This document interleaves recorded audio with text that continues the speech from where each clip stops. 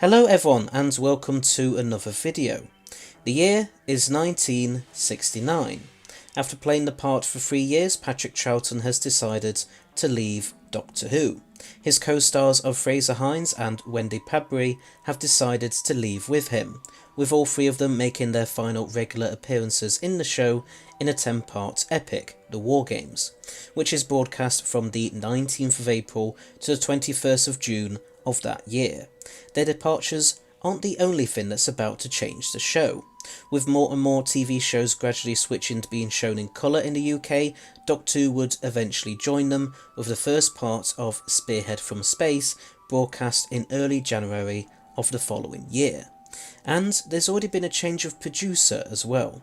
Peter Bryant is replaced by his former script editor Derek Sherwin, although Sherwin's own tenure would eventually prove to be short-lived. Before Bryant's departure, however, he and Sherwin have already made plans to drastically shake up the show's format by exiling the Doctor to modern-day Earth. But what if this all changed? What if, in an alternate timeline, Patrick Troughton hadn't have left at that particular point? What if Patrick Troughton has stayed for season 7?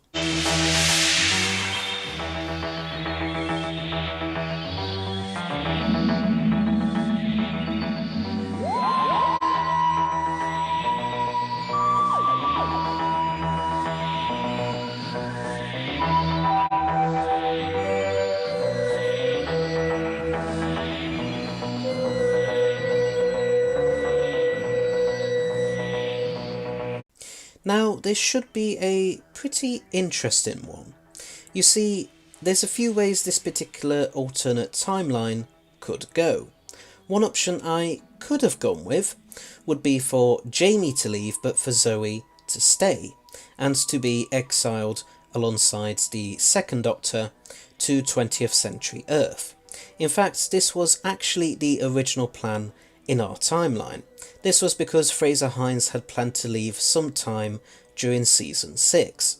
It was only after Patrick Troughton asked for him to stay until the end of the season, so that they could then leave together, that Hines stayed.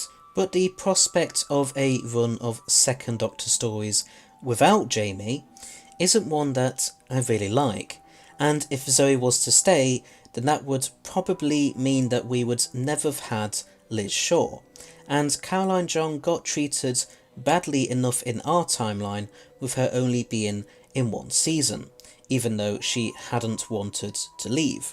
So given that, I don't really want a season 7 without Liz either. So even though it's going against the original plan the production team had come up with, I'm going to say that Zoe leaves, but Jamie stays and gets exiled along with the second Doctor. Besides, both of the previous Troughton-era female companions only stayed on for about a season. Think of Polly in season 4 and Victoria in season 5. So that could maybe further back up the idea that Wendy Padbury might decide to do the same with season 6. Anyway, how about the run of stories themselves? Would they still stay the same, or would there have to be any changes? Well, I can't really see why they would need to be changed, to be honest. Sure, the second Doctor may react to some of the events differently to the third, but I don't think it would be enough to warrant drastically changing the course of the season. So we'd still have Spearhead from Space, Doctor Who and the Silurians, the Ambassadors of Death, and Inferno. What would change is the relationship between the Doctor and the Brigadier. The second Doctor tended to get on better with the Brigadier than the thirds did. Not that the third Doctor and the Brig were always butting each other's heads, but you know what I mean. The second Doctor would probably still have been annoyed and upset with the Brig over the latter blowing up the Silurians' base though, because, well, this is still the Doctor we're talking about. Behind the scenes wise, I bet Patrick Troughton will be a lot happier with the reduced episode amount, as one of the reasons for him deciding to leave in our timeline was that he became tired out from doing 40 odd episodes a year with little to no breaks. Now we come to the question of the title sequence for this alternate season 7.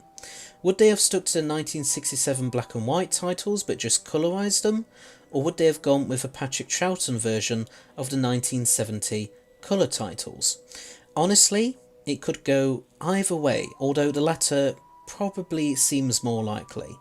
But since I'm not really any good with creating new titles myself, I just went with a colorised version of the 67 titles for the Doctor Who intro earlier. So anyway, with all of that out of the way with, let's dive right into our alternate timeline. Since Patrick Troughton doesn't leave at the end of season 6 in our alternate timeline, I'm not sure they would still have made the War Games. They could still have made it, and maybe Zoe still leaves at the end of it, but I'm not sure if it would work as well without Troughton's departure, or at least the final episode of it anyway. So for the sake of argument, let's say that the War Games doesn't happen, which would be a real crying shame as it's my personal favourite Doctor Who story ever. Let's say that they use its budget to make 2 different stories instead. Its budget was made up of what would originally have been used for both a 6-parter and 4-parter after all. So what would these 2 replacement stories be?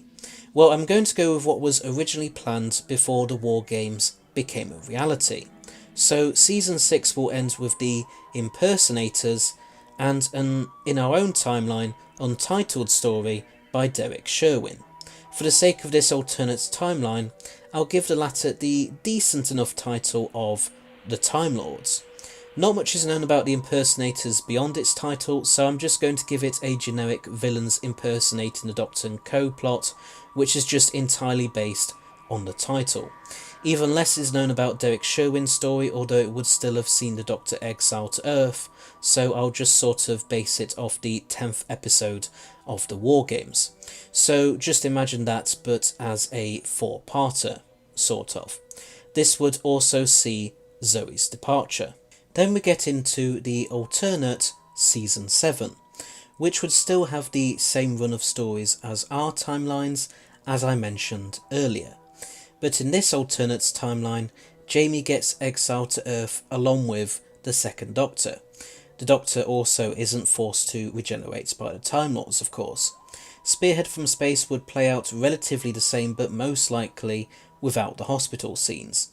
Unless the Doctor and Jamie are recruited by the Brig to investigate some other kind of strange goings on there, and Liz would still be introduced in this, of course. Doctor and the Silurians would be pretty much the same, as would the Ambassadors of Death. But now we come to Inferno. How would the Second Doctor regenerate at the end of it? Well, one way could be that he gets shot at the end of episode 6 by the Brigade's leader, and then is only able to mumble about his time in the parallel universe to Jamie and Liz before passing out. Jamie and Liz would then be the ones to try and stop the drilling in the main Whoniverse. But I think that would be a pretty unsatisfactory and brutal way for the Second Doctor to go, so I'm not going to go with that. So let's try a different approach. Let's imagine that the Second Doctor is still able to get safely back to his universe, but when he tries to stop the drilling, some kind of equipment explodes in his face, knocking him out and forcing him to regenerate. Or a third option, and perhaps the most satisfying out of the 3, is that he's taken back to his universe by the Time Lords so that he can stop the drilling there before it's too late. Once he has done that, they then still force him to regenerate, like they did at the end of the War Games in our timeline. Whichever way you prefer, he'd still probably regenerate into Jon Pertwee's Third Doctor. As for how Jamie would eventually leave, perhaps the Time Lords still end up taking him back to his own time, although that would make exiling him alongside the Second Doctor kind of pointless on their part. Oh, and I should also probably say that the reason why Jamie would be exiled alongside the Doctor in the first place would be because the Doctor would ask the Time Lords to do so. So maybe he gets killed by a Primord or something. It's not really a very satisfying exit either way, but I'll just go with the latter for now. Jon Pertwee's era would then start with Season 8, which would probably still start with Terror of the Autons. It's quite likely that Jo would probably still replace Liz though, as the show's new producer Barry Letts would still feel like the character of Liz Shaw was unsuitable for what he wanted to do with the show. John Pertwee would then go on to be the third Doctor until at least season 11, but maybe season 12 as well. But anyway, so there's my take on what if Patrick Troughton had stayed for season 7. But what did you think? Did you like it or not? And would you have done anything differently? Please let me know in the comments section below.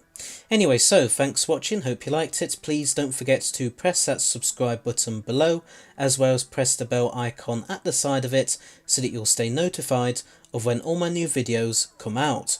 This channel currently has 983 subscribers as of time of writing and recording this video. But if we can get to 1000 by the end of this year, then I'll do my very own fan-made audio story. Also, please rate, and I shall see you all in another video. So, until next time, bye bye!